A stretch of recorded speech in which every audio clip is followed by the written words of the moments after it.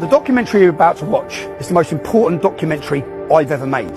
This story is far bigger than Tommy Robinson. This is about the weaponisation and the politicisation of these buildings. Court buildings across the West. The Royal Courts of Justice, ironically named. These buildings have been weaponised and used against members of the public to destroy them if they speak out. From Donald Trump to Steve Bannon, to Geert Wilders, to Marie Le Pen, to Katie Hopkins. That's what's happening. My job as a journalist, I stand for freedom of speech, I stand for freedom of the press. And I failed, because 3 years ago when I lost a court case in here, and they bankrupted me to the tune of £1.6 million, on a documentary you're going to see the entire story was a lie. Okay? I failed because I should have come out of court and I should have played you that film. Why didn't I play you that film? Because I was given a gagging order by this building, by this judge. I was silenced, and I allowed them to silence me. Because I was scared. I was scared of 2 years in prison. I was scared of the effect that solitary confinement for that length of time would have on me. I was scared of jihadi gangs in jail. And I was scared of the effect it would have on my family. I failed me and I failed you. I'm not going to fail myself again. You're now going to watch the best citizen journalism and the most incredible expose of the establishment you've ever seen.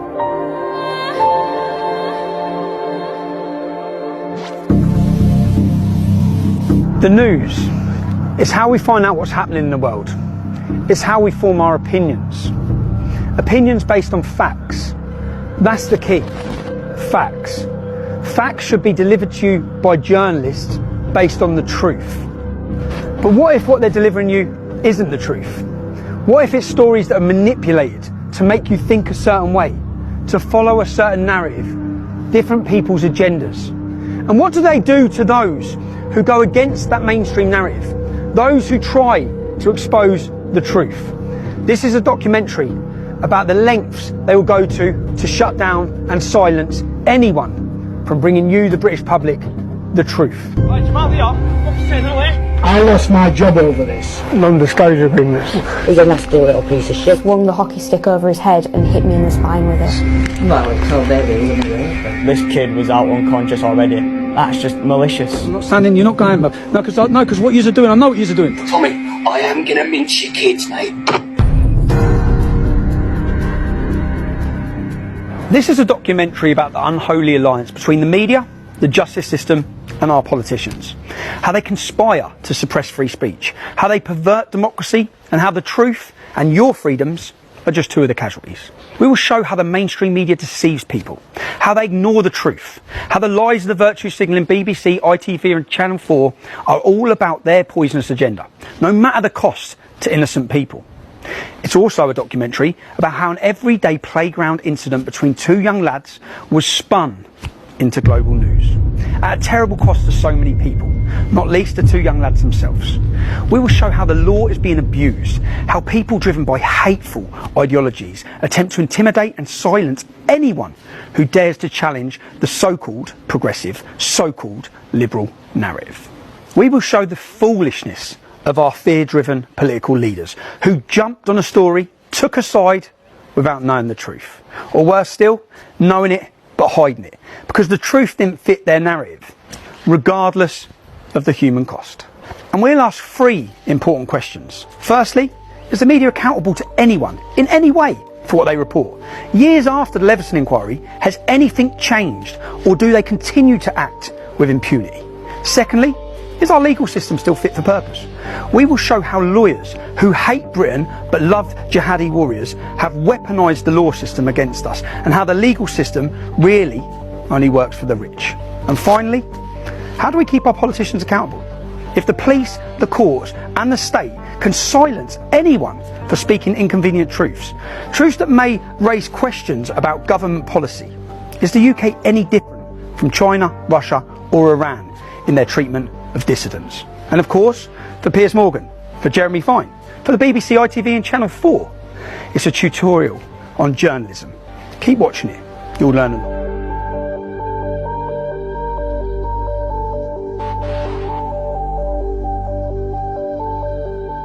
Our story appears to start and end in a brief playground incident at Almondbury Community School in Huddersfield. A playground scuffle.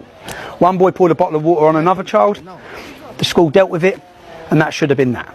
3 weeks later, however, A video clip of the incident surfaced, and within hours, with the help of lawyers and the ignorant rantings of ITV's Piers Morgan and the BBC's Jeremy Vine, it was made into a global news event. And the lives of so many people were turned upside down. Such playground incidents happen every day. So why was this spat between two boys transformed into global news? Well, one of the boys was white, and the other a Syrian refugee. At which point the truth of the matter was buried beneath an avalanche of agendas and opportunism. Within hours, the Race Hate Brigade was sharpening their blades. But clearly when somebody comes from Syria, fleeing Assad's regime, coming to a place like this, when they get treated that way, that's an issue. And the whole world is looking at us. Where are we? We're in Almondbury. Do I say the scene of the incident? Is it the scene is the incident? It's the scene of the Great Lie. I call it the Great Lie because this lie was pushed around the globe. Yeah? This here is the school where the world was told a Syrian refugee was waterboarded by a racist English bully. It was in a playing field here, and do you know what? This is the first time I've been here. Because when this blew up on the news, it's a child's school. Kids are in school. I didn't come outside here. You'd see the scenes outside here where the Imam was here with mobs of men, yeah? Mobs of Muslim men. Extremists travelled up from London, such as Ali Dawah, to cause a scene outside this kids' school. Anyway, but I'm here. Why am I here? I'm here because I face a court case. I'm being prosecuted. It's gone to the High Court, and I have to prove. I made a video stating that it was a lie, stating that Jamal wasn't innocent, and telling some facts about Jamal beating up girls, an instance that I'd been warned about by the members of this community to tell the truth about what happened at this school. I've got to prove it in court, so I've come to Huddersfield. I'm now going to knock. I need to find witnesses. I've got addresses for many. I need to knock and talk to them and see who I can get to come to court to help me prove to you, the public. This is about as much as proving in court as proving to you, the British public, that I was the only journalist in the country who told the truth about what happened in this community. The story you were told. You were told that a vulnerable Syrian child refugee had been bullied and waterboarded by a nasty white boy. You were told it was a racist attack. You were told of the dangers of far-right extremism. You were invited to agree that this kind of intolerance could not be tolerated. Was he vulnerable? Was it a racist attack? Our evidence shows the answers to both these questions was no. Was the Syrian lad waterboarded? Why was this word used? What about this? Was that waterboarding? Take a look at this.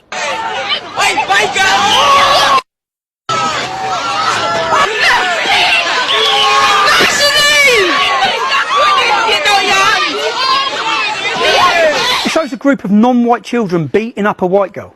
It went viral online, but it wasn't touched by the mainstream media.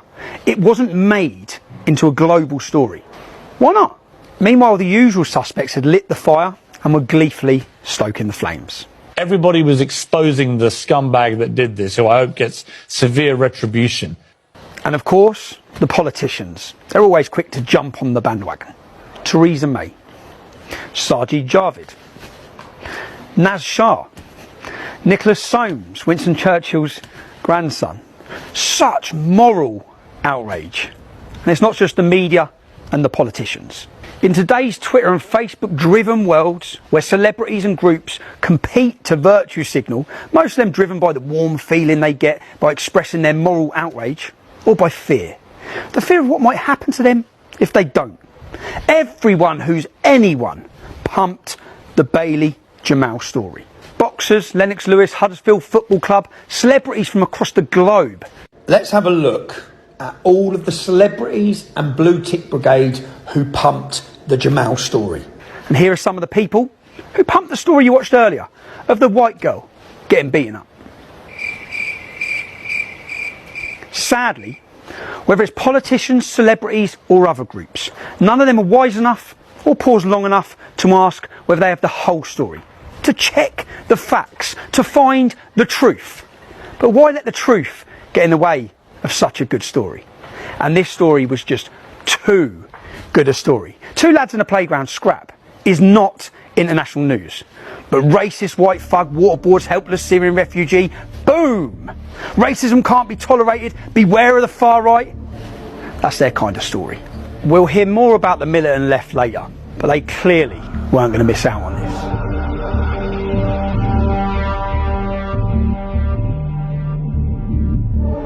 Well, representing might be too harsh a word, but I'm here as a concerned citizen. Mohammed Amin Pandoor, a mufti on a mission.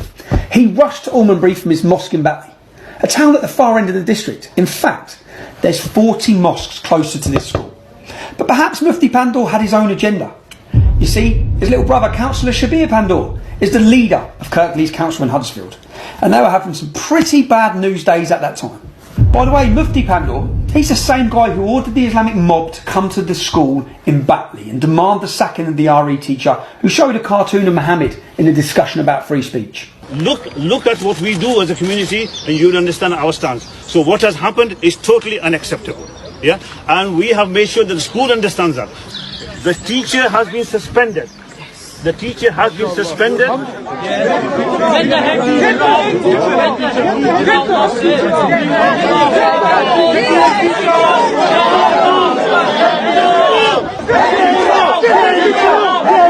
You may recall the teacher had to flee and he's still in hiding under police protection. Luckily, he hasn't ended up like Samuel Paty, the French teacher who was beheaded for having a similar discussion in a classroom about free speech. You see, free speech is essential for any society wishing to maintain intellectual and social progress. But not all societies are bothered about intellectual and social progress. Should we be silenced by the demands of Mufti Pandoor and Sharia law? Should we sacrifice our freedom of speech? Should we sacrifice the free and open exchange of ideas? Should we sacrifice the cultural inheritance of which we are all custodians? But back to the bad news days in Kirklees and the playground incident in 2018. There was also Kirklees councillor Masood Ahmed. I'm not aware of there's a problem at the school. That's something obviously I need to find out in terms of that if there is a problem at the school, and that is something I will definitely be picking up. Now, some of you may remember this. My colleague is going to explain what's going to happen next, right? Am I being arrested? I am being arrested. It wasn't a breach of peace. I've caused a breach of peace. I'm being arrested. But the content of what you're Can we just say streaming. The content of what I'm streaming, I'm being arrested for breach of the peace. I'm being arrested for breach of the peace. You've all watched this. You've all watched this. You've all watched this. You've all watched this. Can you get me a solicitor? Can you get me a solicitor? Can you just turn off your live feed? Can you get me a solicitor? Turn off your live feed, please. Yeah? Do you understand what I just said? No, can you explain it again? What does that mean? What does that mean? At the same time as this playground spat between two young lads, 20 Huddersfield men were being jailed across Yorkshire at Leeds Crown Court for what would be the biggest grooming gang Britain has ever seen. Ultimately, 35 almost exclusively Muslim men would be given 380 years in prison for grooming, trafficking and raping young children, most of whom were known to Councillor Pandoor's Kirklees Council.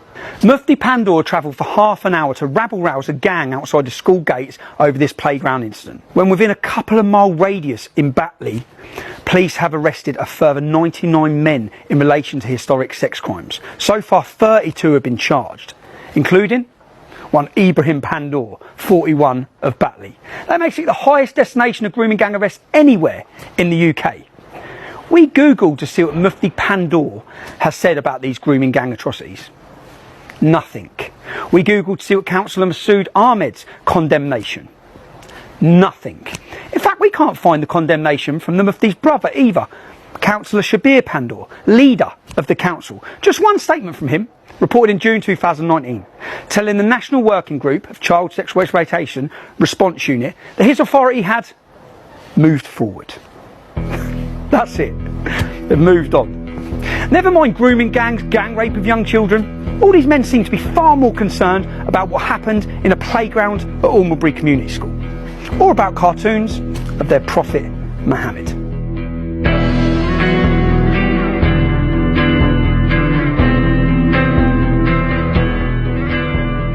I think I now realise how difficult this is going to be, because everyone we spoke to today, they're all confirming what I said was true.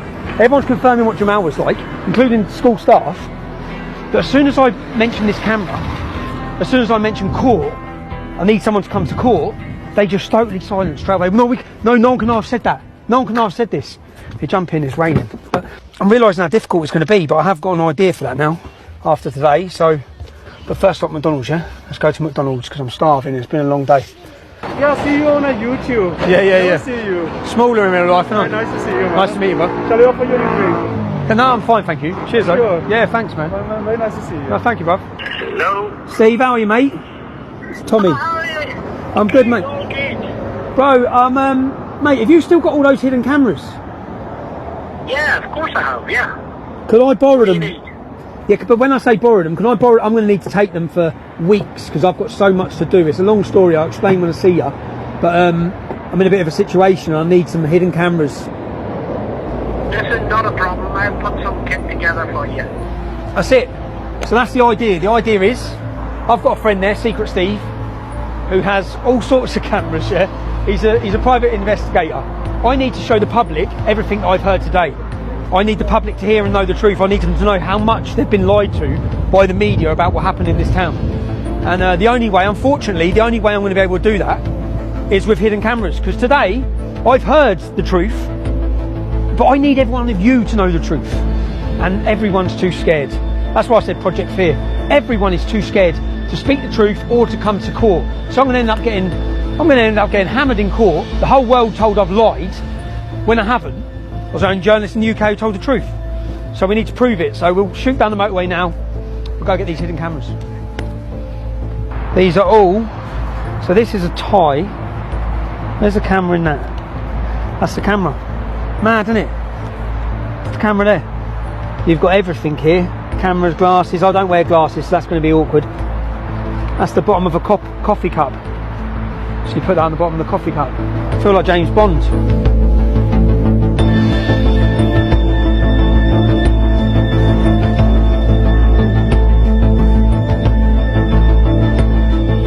This today, that's the camera. I'll have to take this off, but it doesn't matter because apparently this records all the audio, records everything. That's the camera, and I feel a little bit dirty doing this, but it is the only way I'm going to get people to speak. And then I need you to hear what I hear. The idea that people would maraud the streets looking for him was appalling. The fact that the video itself, although it showed the accumulation of things that are built up to that, did not deserve what happened to him or to anybody else in that situation. And I'm afraid the media, I call it a perfect storm. I was getting emails from Pakistan, from Australia, from America telling me to resign. So it went worldwide, and I'm afraid I came into teaching to help poor people, and they got rid of me. I've got a problem here. I lost my job over this, and as a result the council has told me that I cannot speak to anybody ever about it. So unfortunately... Well, you lost your job over the Jamal Bailey thing? I was there when it happened, I was there when I dealt with all the situation, and then Ofsted came, then Trevor wasn't there anymore. That's all I can say. I can't get a job, so that's where it's left me, and I can live with that, but Bailey were only 15. I can't live there. That's different. It's got a young man is a young man with a life that he should be. He's an articulate lad. He's got a lot about him. That's terrible. I can't. No. If I do, I could get myself into real trouble. No, okay. I could, really serious trouble, legal trouble, because part of the council's... You've signed an NDA or something? Correct. So they've said you can't discuss it. And what with the NDA? So you keep the pension? So you get a pension? Yeah. Fucking hell, bruv. I have to be very careful about what I say to it. I'm not allowed to talk about it. I really am not. So I can't discuss it. I can't discuss it with the media. I've always wanted to have my say against it, which I've never had. Never been allowed to have. Never been allowed to say goodbye to my staff. Was just told to leave. So I worked there nearly 20 years, and never got a card, never got a goodbye. This whole thing was just used. The whole thing was used, yes, to push them in. And hijacked, and by the right of the political. I'm quite a political person. By the right and the left, it was hijacked and spun all out of proportion, and now we've got problems. But essentially what I've got, So what you'll meet is a wall of silence. what a mess. It is a mess, but it's a tragedy. It's a tragedy for Bailey. I'm not sure Jamal will get anything out of this ever in his life, positive out of it either, necessarily. He might have got a few silver coins from Judas, but that's about it. You know, that's it. The thing is that the incident happened 6 weeks prior, or weeks prior. And then on the same day at the same time, I've looked at the timings, the GoFundMe set up, the statement's released. Now you see you're putting a picture together. And then they've built it up. I couldn't comment on that, but you've got a picture there. And built it up as a racist incident. Correct. He's Syrian, he's English. Done. Correct. Job done. Already, that's gold, yeah? I know that's gold. All I hope that's recorded. I can't turn a computer on. So I just pray that's got the audio and the visual, and it's not pointing up there, that we've got it, because that was the head teacher. And that's the first visit. And I know this is going to work. So I now know, just off that, I didn't think he'd talk. I thought he'd shut the door in my face. He didn't. He seemed like he wanted to talk. There's a lot he wants to say. So, but yeah, let's go. Next stretcher. It's exciting. Was there a racism problem in the school? And well, no, I don't think there was. What about other Syrian refugees? Like, do you think what happened to Jamal in the school was because he was a Syrian refugee? No, not all. I told you before that would have happened if the child was white, big, blue, whatever colour. They're all scared. Yeah. We've all got careers, aren't they? I work for probation service now. You do now? Yeah. So I don't know where I stand with it. If I go, I could lose my job. What about if... No, and I wouldn't... Do you understand what I'm saying? I get it, bro. I work for probation service now. You see, if I didn't work for... You see, if you were summoned... If I didn't work for the fucking public sector no more, I said, they can go fuck themselves, they can't. You know what I mean? So they seem to be pretty keen on these NDAs? Yeah. Who is that? Deputy Council. But I can't disclose that with you. Like what? Loads. I'm saying I can't disclose it because I signed it. That incident was talked about by Theresa May at a G20 summit. Somebody asked her a question about it. We were then Ofsteded by 5 of the top inspectors in the country. Then only send 1 registered inspector. We had the head of safeguarding. I had Amanda Spielman, the head of Ofsted, speaking to me about it. If you want my honest opinion, they said, get up there, I don't know who they is, get up there and shut that school. Get up there and get rid of this. Get rid of the problem over the Bailey. Correct. Over Jamal. Correct. Get up there and get rid of it. But why do you think that is? Like, do you think, because I looked at Jamal, because he came here 2 years ago, I've got so many negative things said about him now by so many people. Like, I mean so many. Well, I mean I've got children at school. I said it to you before. We had 9 Syrian children, 9 families. Yep. We only had 1 issue. Well, my view is that you won't get much of an answer out of Rob because he worked there and he's bound by various confidentialities, so... Non-disclosure agreements. Do you get paid as well? Not going to comment. They all have. Every teacher got paid not to tell the truth. But the head teacher can't even talk about Jamal at all. No, neither can I. Neither can you. What's your name? Well, if you work it out, it must be a good one, mustn't it? Oh yeah, so, did you work there as well? No, I was the chair of governors there, but so it's not... My issue is... You're not going to get anywhere, really. No, yeah. And Rob wouldn't talk to you either, so it's... They're trying to... It's pointless me even giving you... I told the truth. Your contact details. Okay. It wouldn't work with it. I told the truth about what happened that day. I am not even arguing. His life was destroyed. Well, that's not fair either, is it? As a racist bully, and he weren't. And he wasn't. I know. You and I both know that. I know. Unfortunately, the truth is just... How much money is it? I can't see the figure because if I see the figure, it goes out.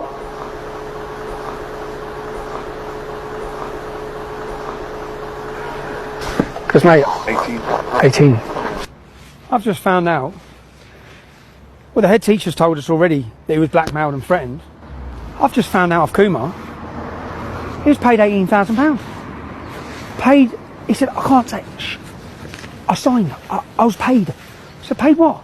He was paid money by the local council, so he can't tell the truth about what's gone on in that school. They've given everyone non-disclosure agreements, from school staff to governors So, and Paul Kumar to get £18,000, he's not even involved. If you live here, if you live in this area, your tax money, he's got 18 grand. What must the head teacher have got? He must have got 6 figures. How much money have they spent on this lie? We put in a freedom of information request to Kirklees Council to find out exactly how much they had spent of taxpayers' money to get the silence of their staff. They didn't answer the first request. They avoided the second. Only when we sent them legal letters, because they have to by law answer these questions, did we get our answer. They had spent over £250,000. Nearly £275,000 of taxpayers' money was spent making people remain silent.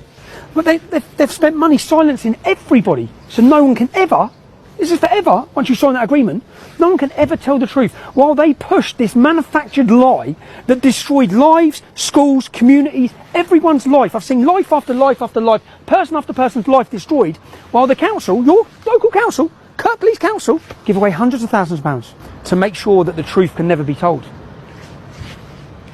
I can't believe it. I knew from day dot, I asked myself the question, when this was blowing up and I knew the truth, I kept saying, how come no teacher's telling the truth? If all those teachers know what's gone on in that school, how come none of them are coming out and saying? Well, now we know. Now the whole world's going to know. Because Kirklees Council paid them not to. Unbelievable. Unbelievable.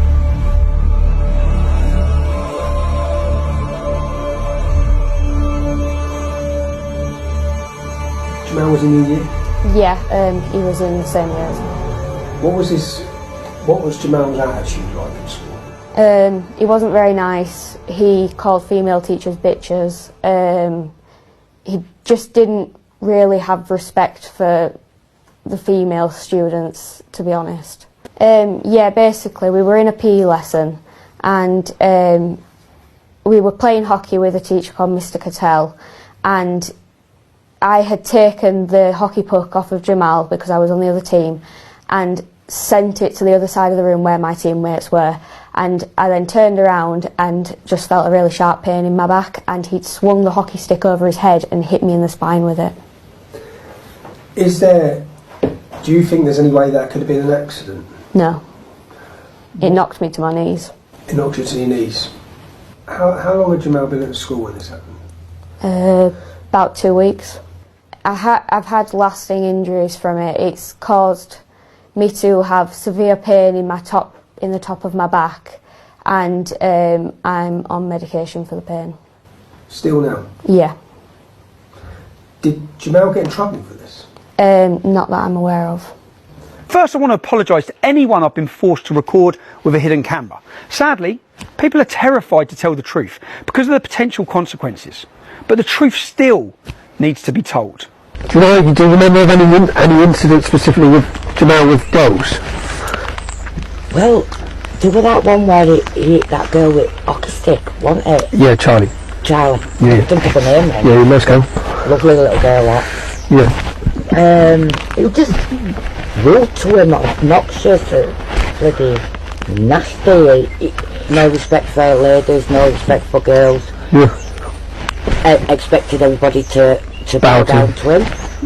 Because he was like to the side of me, so he'd like tried like pushing me and like, so I quickly moved out of there because obviously I knew what he was like, he would have actually hit me and stuff. Yeah. So I moved, and then that's when he moved his arms as if he was going to try to slap my face back. Okay. And but on that day he spat at you multiple times. Where'd the spit go? Like literally all on my uniform outside and all down the school bag. Because when I went home I told mum that my mum was disgusted in it, but the school said that because it was outside of school times they can't really do much about it. Okay. He's a nasty little piece of shit. Was he? Yeah. And Dad, and I told your solicitor that when she rung me. Okay. Horrible boy. Was he? Yeah. And it's all that. What was he like at school then? Nasty. To? Everybody and anybody. He had no respect for women at all. None. Even staff. No respect for them? No. I told his solicitor all this on phone. Okay. Jamal grabbed him by his tie, just threw him against the wall, cracked his head open against back at wall and just kept throwing him against the wall. This kid was out unconscious already. That's just malicious. That's just intent to kill. absolutely horrible. Were they? They had a young lad and a girl, and they were horrendous. The kids, they were just horrific. The kids that they had, they used to bully the kids. What, Jamal? Yeah. See, what was Jamal like though? A dickhead. Was he? He came to isolation a few times. He wasn't perfect child. No. He was betrayed. Well, you know what job I did, don't you? He was in isolation. Yeah. Yeah. Isolation loads of times. Was he? Yeah. What was he like though? Troublesome child. Yeah. He used to make up fucking stories. He used to make up stories? Yeah. At one stage, I think he said something to do with his sister. Somebody said something to his sister and I was in isolation. And I just got come out and he was waiting outside isolation and wanting to beat the girl up or something. I can't remember. He wanted to beat the girl up? Yeah. That said something to his sister. Just 1 second, I'm just going to... Yeah, no problem. Yeah, no problem. Well, he used to lie a lot. But this whole thing was built off what he said, and if he lied a lot, it's a big problem. Was there? He was quite a violent person. He was a violent person? Yeah. Like, so I was the year below and he was the year above. Yep. He used to, every time I walked past, I was grabbing me and... Every time you walked past him? What happened with you and him? In the toilet, he just comes up and starts wrestling and take on. What was that over? Nothing else? Every day? But when you saw him? He just attacked you?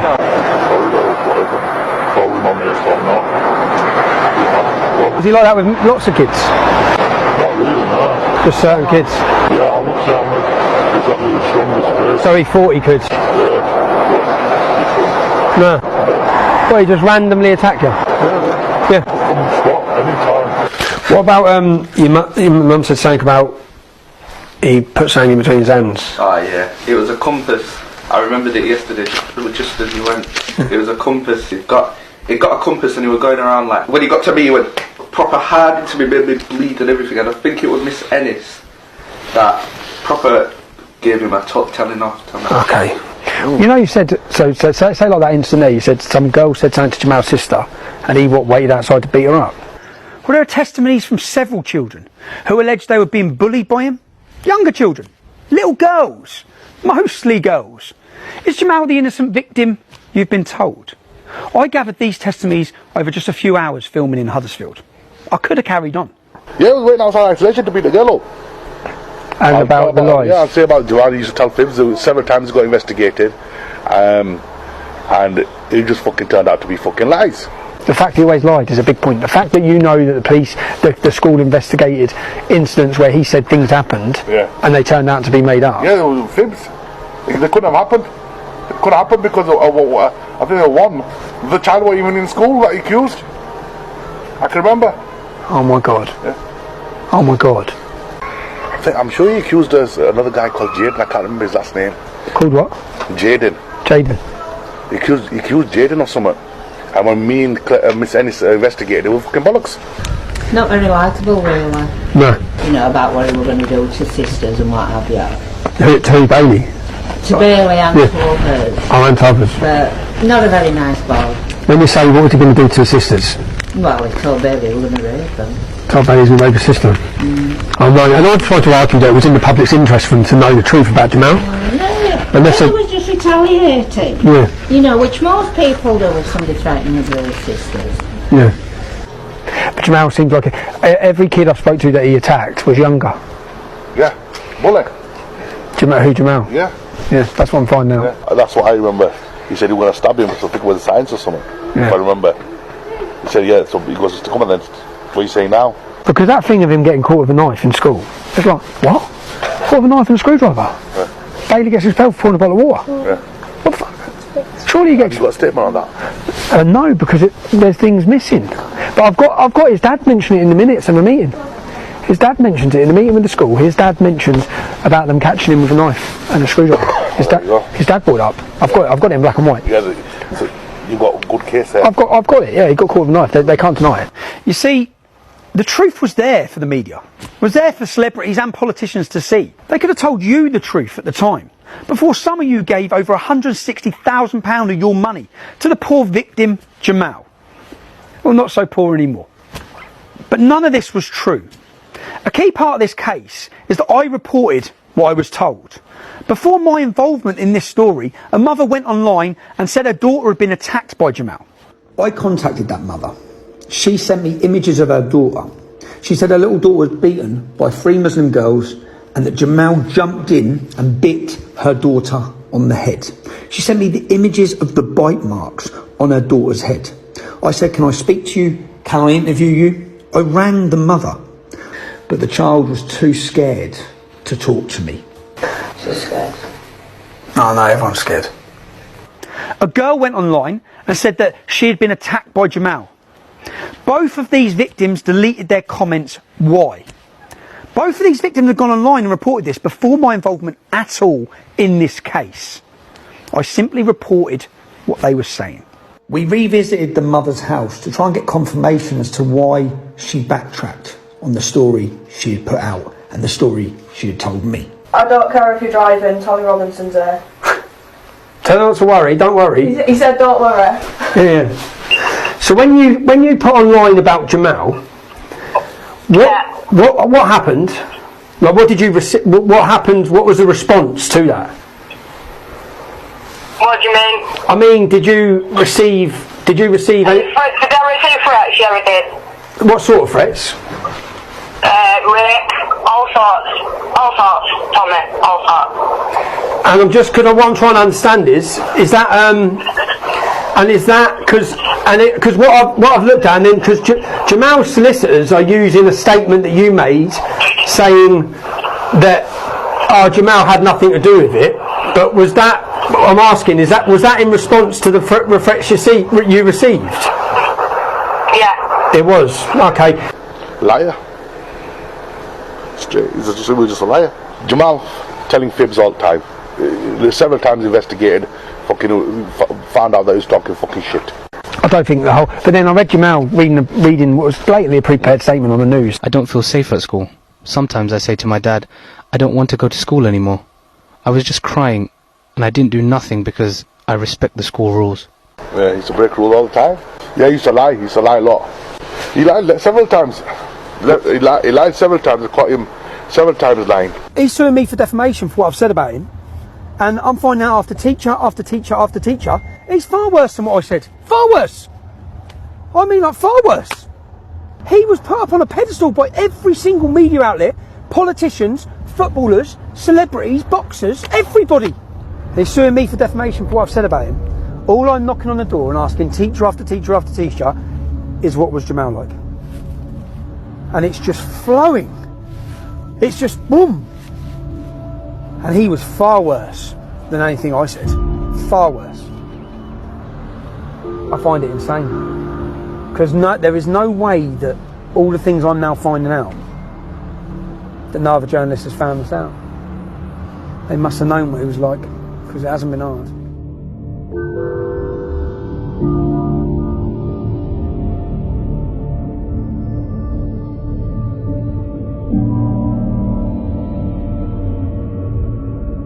But how they portrayed poor Bailey was disgusting. It really was. Cool, because that's what I spoke to loads of people who said, no, Bailey wasn't a bully. No, he wasn't. He wasn't racist. His mum had a bit of a gob, don't get me wrong, because they used to live up here. Yeah. Bailey wasn't like that at all. He had 2 half-caste sisters, so how could he have been bad, you know? But Bailey wasn't racist. That far from it. Yeah. He wasn't a bully, he was a good lad.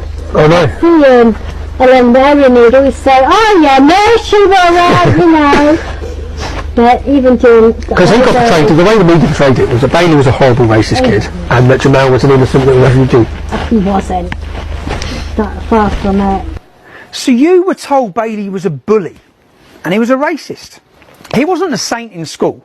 He'd be the first to admit that. But he wasn't a bully or a racist. The police concluded there was nothing racist about the scuffle.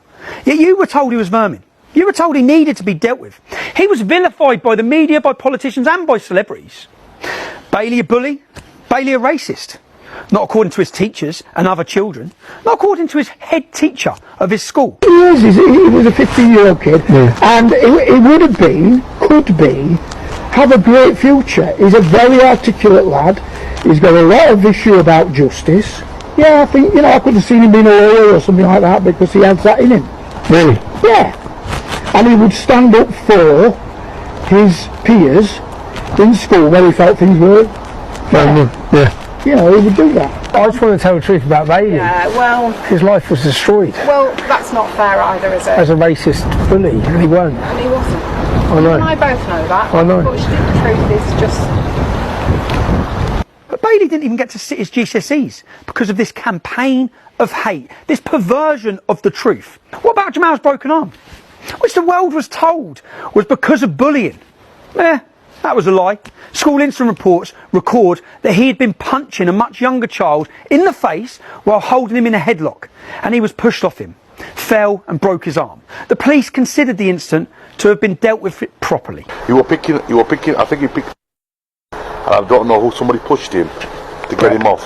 He started calling my mum a white fat bitch and stuff, and then he It's like calling your mum a white fat bitch. a white fat bitch. And then I went up to him, and then I chucked a bottle at him, and then he put me in a headlock, and then my mate pushed him off me. And I believe that's how he broke his arm? Yeah. So he had you in a headlock? Yeah. So he physically assaulted you? Yeah. You said he called your mum a white bitch? Yeah. Is that sort of terminology he uses a lot? Yeah. There are all sorts of misconceptions, like the fact that he had a broken arm. I've got two independent witnesses, Taryn. No, he hit a year 8 kid. And another kid in year 11 stepped in and said, "What are you doing?" Pushed him over. Broke his arm. Who he had in the headlock. It must have been just start of year 11, put this kid in a headlock. One of my friends wasn't having it, didn't like how he was behaving, grabbed him and just threw him off him.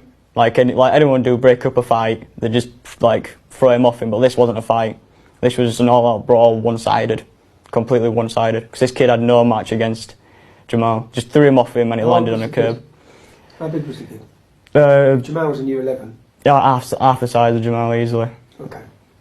I know he was 12 and Jamal was 15. But it was kind of half size-ish, kind of up to the shoulders kind of thing. Yeah. But he still had no match against him. And my friend just grabbed him, threw him off him, and he landed on a curb. And that was it.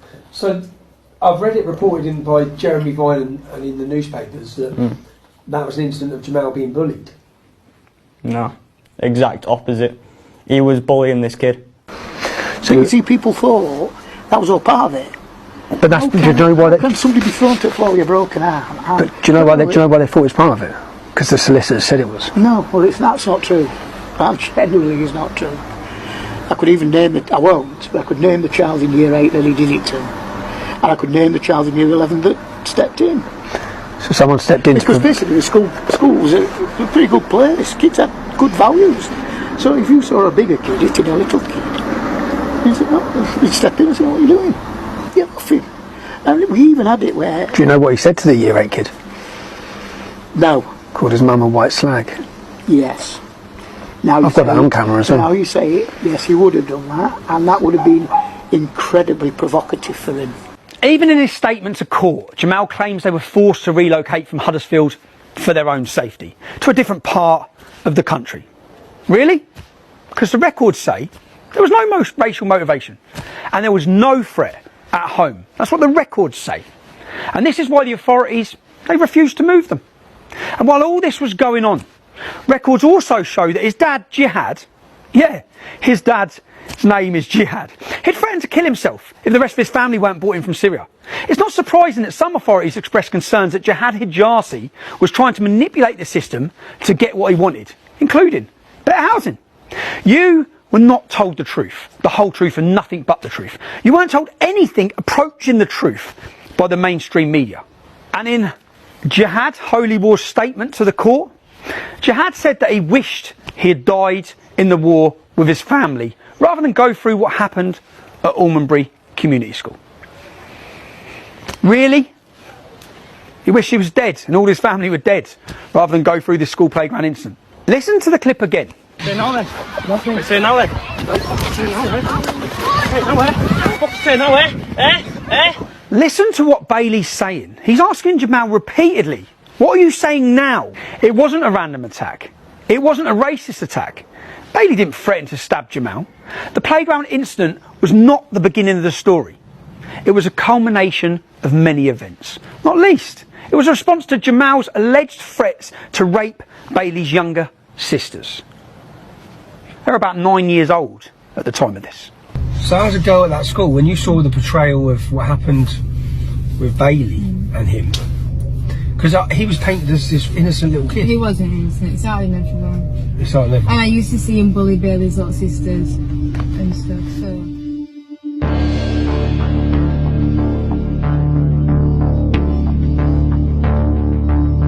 Everybody was exposing the scumbag that did this, who I hope gets severe retribution. I hope his parents take action, right? Never mind anything else. What are you producing here with this vermin doing what he's doing here?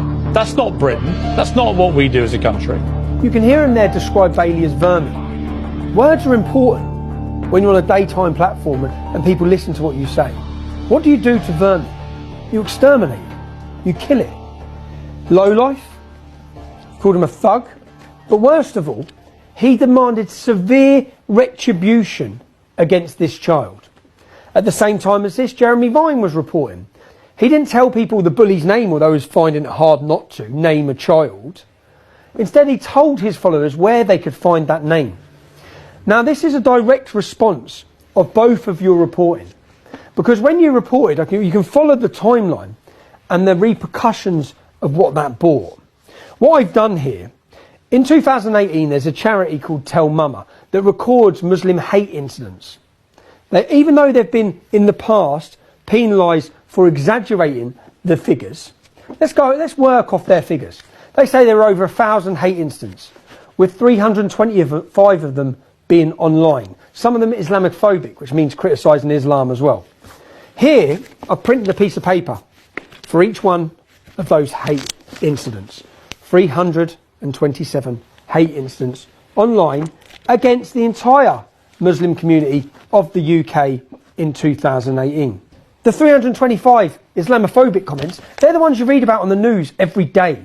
They're the ones people in jail for. They're the hate incidents the media keeps shoving down your throat. So each piece of paper here represents a hate comment aimed at a child after a playground dispute. I want to read these now. And Piers, you demanded severe retribution. That's what you demanded against this child. Let's see if you're happy with some of this. I pray someone rapes you and your whole family while you watch. Fuck your mother, fuck your love, the Syrians will rape your family. If I saw you, I would rape you to death. You will be raped by the Fallujah group. I hope your mother will not be racist when she is raped. I'm going to bum your nan alive, then dead her again. And the threats of rape, all of these threats of rape, imagine being these children. Imagine being a 15-year-old child living in Huddersfield with your little sisters. Muslim men are jailed in the biggest scandal in the history of our country for mass rapes in that town. And then you're receiving and you're reading these messages. You're going to die. You're going to fucking die. We're going to strangle your mum, your dad, your friends. I'll kill your whole family. I can't wait to find you so I can slit your throat. You're the person who should be killed in those ISIS videos. You, your parents and your whole family have to be burned. Do everyone a favour and fucking off yourself. Looking at you makes me want to commit suicide. Go commit suicide, you oxygen thief. Jump off a bridge, bro. Do humans a favour and kill yourself. We don't want you and you don't belong in this world. Again, imagine being that child reading them. Piers, is that severe enough for you? This is a mental health record for Bailey McLaren. Bailey was referred to Luton CAMHS by Luton and Dunstable Psychiatry Liaison on the 31st of December 2018. Reason, patient involved in incident in Huddersfield and has been relocated to Luton with family. Patient unable to cope with not returning home and has taken an overdose.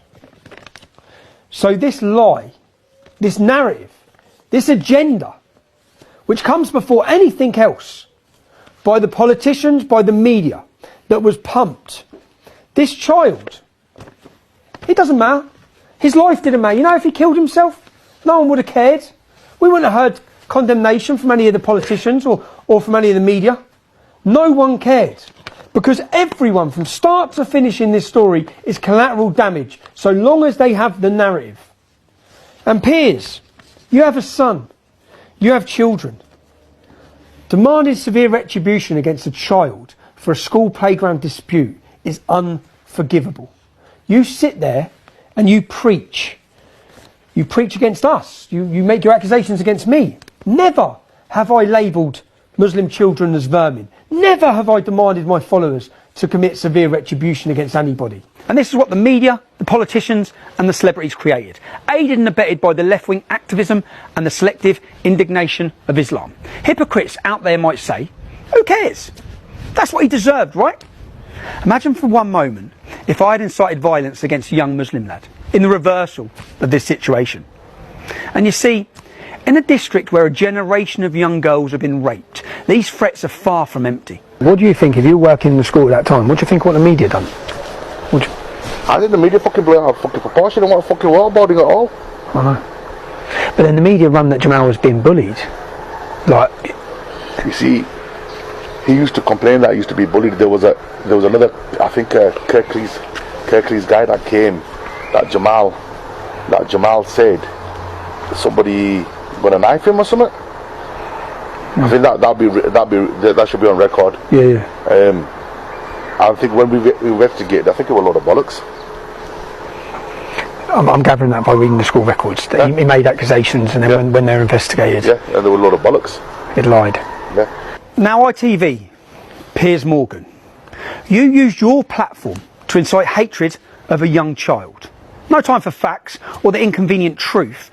Surely you must have known the truth, because within a few hours of the story breaking, I was receiving dozens of messages from parents, pupils and staff, saying there was much more to the story than met the eye.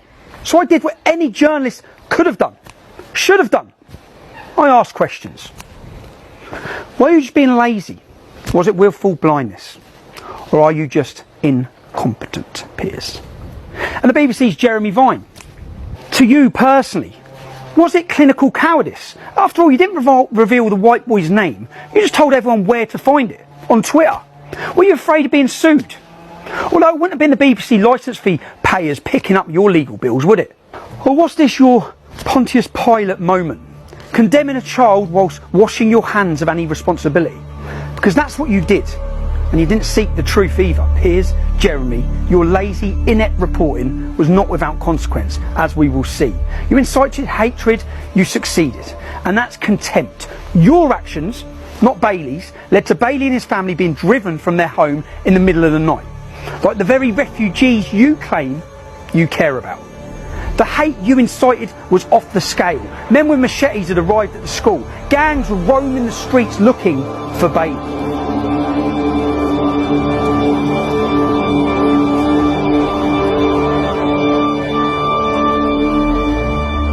West Yorkshire Police told Bailey's mum that the terrorism threat had been raised to red.